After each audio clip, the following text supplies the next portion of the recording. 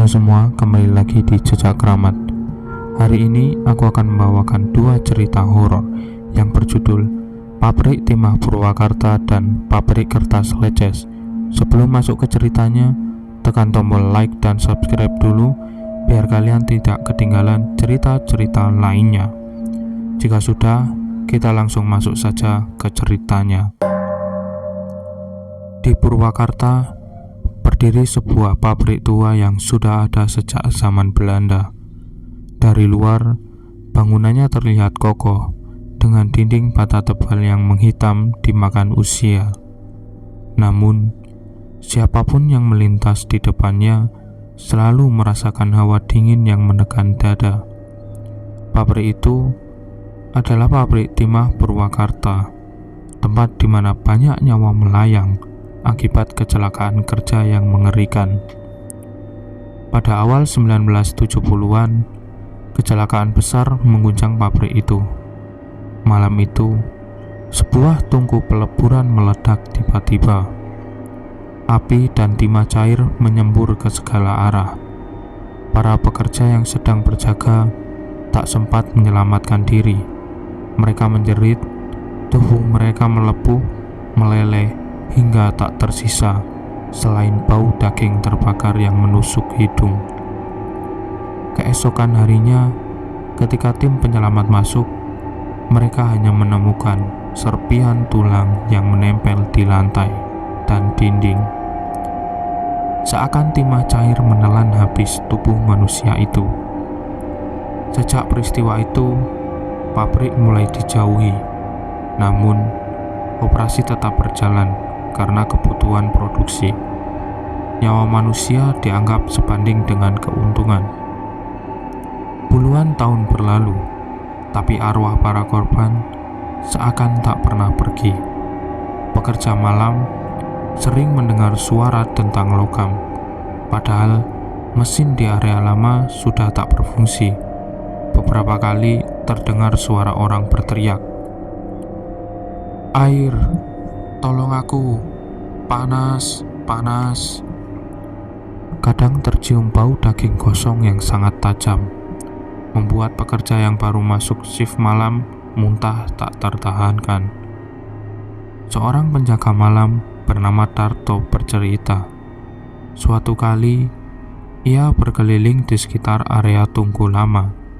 Saat itu, listrik mendadak padam. Dari kegelapan, ia melihat sesosok pria berjalan terpincang-pincang. Kulitnya hitam melepuh, kepalanya tertunduk, tangannya membawa rantai besi merah menyala, menimbulkan suara kering, kering, menyeret lantai, yang membuat Tarto hampir pingsan. Sosok itu mendekat dan berkata dengan suara parau, "Jangan ulangi nasibku." Kisah angker pabrik itu semakin nyata ketika tahun 2003. Seorang teknisi muda tewas mengenaskan. Ia ditemukan terjepit mesin pres besar, tubuhnya remuk, padahal semua prosedur keamanan telah dipatuhi. Saksi mata mengaku melihat ada bayangan hitam berdiri di belakangnya. Sesaat sebelum mesin bergerak, seakan ada yang mendorongnya ke arah maut. Sejak itu, para pekerja percaya bahwa roh-roh korban lama menuntut tumbal. Setiap beberapa tahun, selalu ada kecelakaan misterius yang merenggut nyawa. Tak ada yang bisa menjelaskan, tapi selalu ada satu korban, seolah pabrik haus darah. Area peleburan lama kini ditutup dan tak lagi dipakai. Namun, dari luar, orang sering melihat cahaya merah menyala, seperti bara api dari dalam gedung. Padahal, tungku itu sudah mati bertahun-tahun. Beberapa warga yang iseng masuk untuk uji nyali bercerita, lorong-lorong di dalam pabrik seperti labirin kematian. Dinding berkarat berlumur bekas jelaga. Udara pengap bercampur bau timah dan gosong. Jika melangkah terlalu jauh, akan terdengar langkah kaki berat di belakang, padahal tak ada siapapun. Ada yang mengaku melihat pekerja tanpa kepala berjalan dengan helm masih menempel di leher. Ada pula sosok wanita berwajah pucat, menangis sambil menunjuk ke arah tungku, seolah mengingatkan bahwa suaminya mati di sana. Namun, penampakan yang paling ditakuti adalah si hitam. Sosok arwah yang tubuhnya hangus terbakar, matanya merah menyala, dan mulutnya selalu berteriak. Ia muncul di tengah kepulan asap hitam, berdiri di samping tungku tua, seakan menunggu giliran korban berikutnya. Masyarakat sekitar percaya pabrik itu tak pernah benar-benar mati. Meskipun produksi menurun, arwah di dalamnya tetap bekerja, tetap menyiksa, dan tetap menjerit. Konon, setiap malam Jumat Kliwon terdengar suara mesin tua berdengung, rantai beradu, dan jeritan orang-orang yang terbakar. Bahkan, ada yang mengatakan, jika berani berdiri di depan gerbang pabrik pada tengah malam, bayangan hitam para pekerja akan terlihat berbaris masuk, seperti pekerja shift malam. Padahal mereka semua sudah mati puluhan tahun lalu.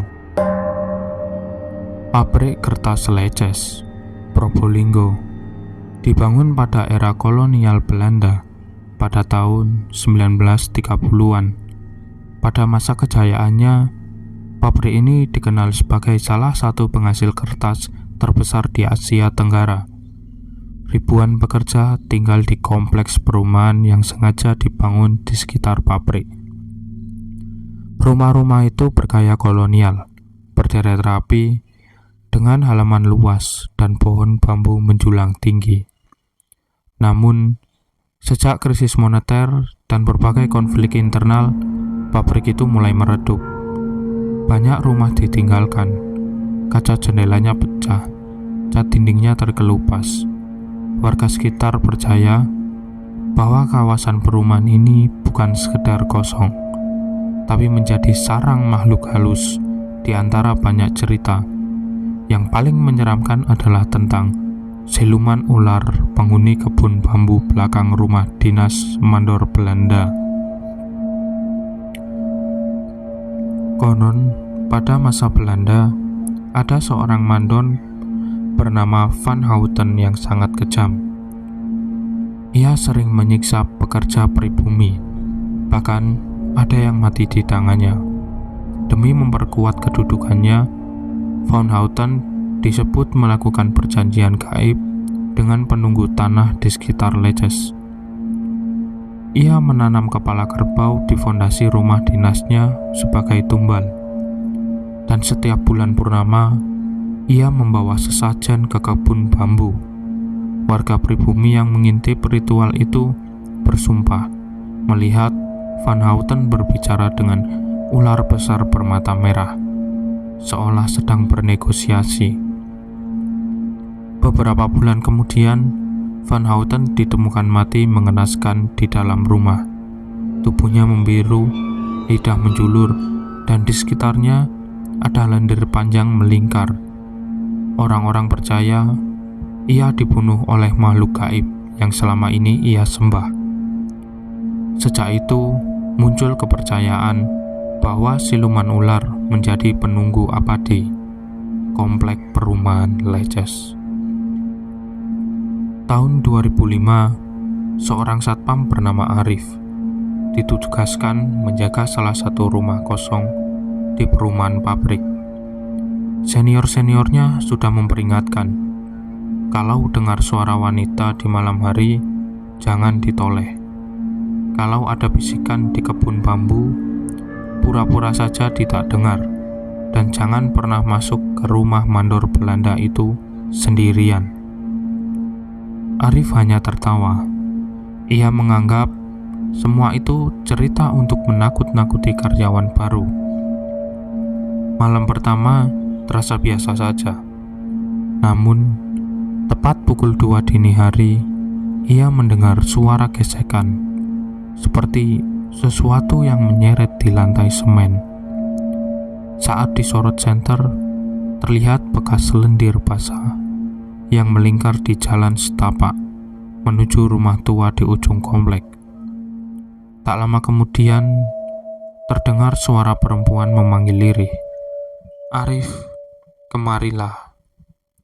Arif menoleh di balik jendela rumah tua. Tampak sosok wanita berambut panjang, berpakaian putih lusuh, dengan wajah pucat namun cantik.